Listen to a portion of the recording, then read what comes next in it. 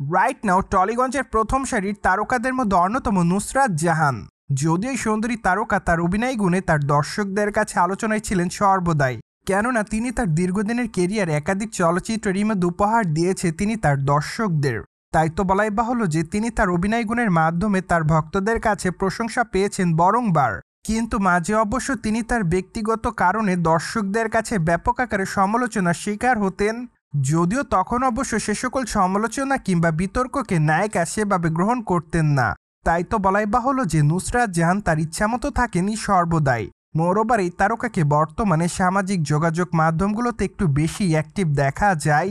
মূলত চলচ্চিত্র শুটিংয়ের পাশাপাশি সামাজিক যোগাযোগ মাধ্যমগুলোতেও প্রতিনিয়ত তিনি তার ফটোজ এবং ভিডিওজ আপলোড করে থাকেন। ঠিক এই জন্য বলাই বাহুল্য যে মাঝে মাঝে বোল্ড এবং হট অবতারেও ধরা দিতে দেখা যায় টলিগঞ্জের এই বিউটি কুইনকে।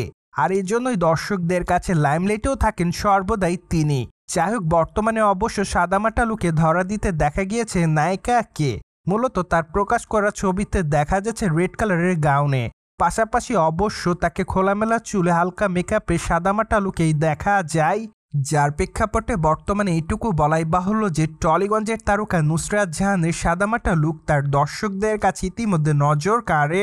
ঠিক এজন্যই তার প্রকাশ করা ছবির কমেন্ট বক্সে অনেকে লিখেছে লাভলি, পাশাপাশি অনেকে আবার লিখেছে ওয়াও।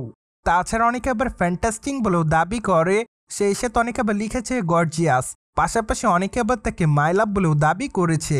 সো যাই হোক, সবকিছু মিলে আপাতত এই সুন্দরী তারকা তার দর্শকদের কাছে এভাবে নজরে এসেছে সামাজিক যোগাযোগ মাধ্যমে ছবি আপলোড করার মাধ্যমে। প্রসঙ্গত আগামী দিনে সুন্দরী তারকার হাতে বেশ কয়েকটা চলচ্চিত্রের কাজ আছে। তাছাড়া এই তারকাকে আগামী দিনে অবশ্য রক্তবীজ 2 চলচ্চিত্রের আইটেম গানে পারফর্ম করতে দেখা যাবে। প্রসঙ্গত এই সুন্দরী তারকাকে আগামী দিনে রক্তবীজ 2 চলচ্চিত্রের আইটেম গানে পারফর্ম করতে দেখা যাবে। এমনকি শোনা যাচ্ছে যে চলচ্চিত্রের পর্দায় ছোট্ট একটু ক্যামিওতেও দেখা যাবে নায়িকাকে। তাই তো আপাতত তার সকল দর্শকরা তার এই ক্যামিওটি দেখার জন্য রক্তবীজ 2 চলচ্চিত্রের জন্য রয়েছে অপেক্ষাতে। চলচ্চিত্রটি অবশ্য দুর্গাপূজা উপলক্ষে গোটা কলকাতাতে মুক্তি দেওয়া হবে।